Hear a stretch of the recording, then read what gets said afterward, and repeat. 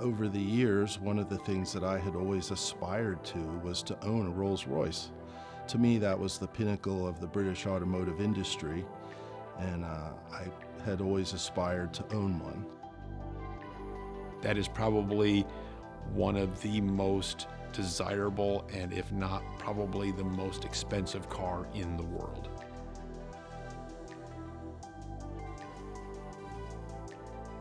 I'm Mark Lajewski. I'm the Executive Director for the Rolls-Royce Owners Club and the Rolls-Royce Foundation.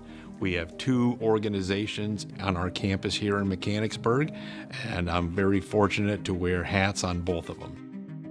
These are the proper motor cars, and I am the caretaker of the organizations that, recognize them and celebrate them. My name's George Wagman, and I'm the Vice Chair of the Rolls-Royce Foundation, and I also happen to be the Chairman of the Collections Committee here at the museum.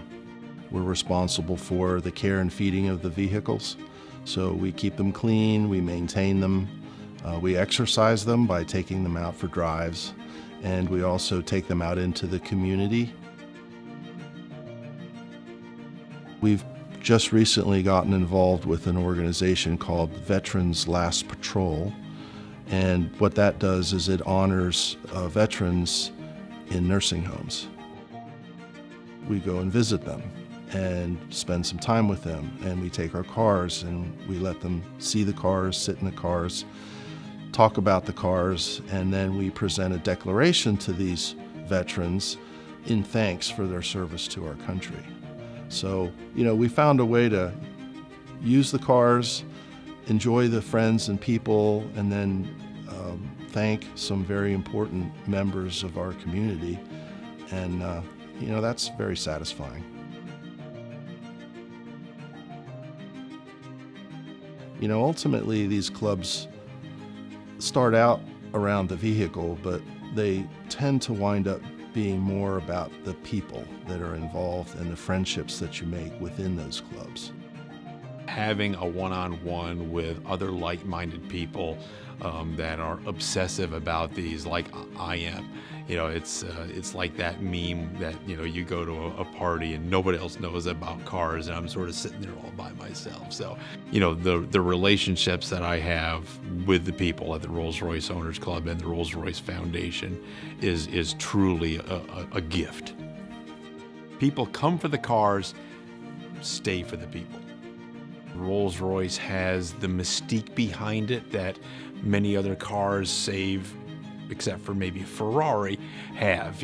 There's been literally books written on Rolls-Royce lore because these cars were so unobtainable that there was a lot of urban legends written about them. So, and it's always fun to dispel those.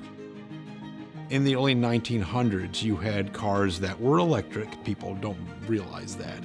You had cars that were steam, and then you had cars that gasoline.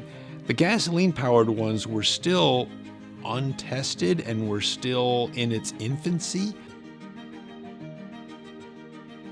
Buying a new car wasn't necessarily a guarantee for something that worked perfectly. It would be nothing for you to buy a car, have it delivered to your area by railroad, and would break down before you even got it home.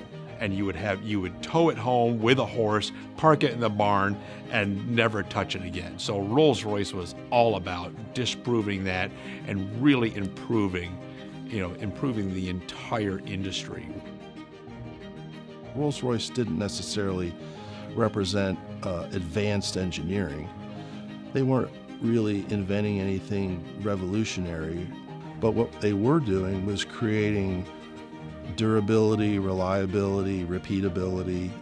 They were introducing some high-quality engineering principles to the automotive world, especially in the earliest days when things were a little dodgy.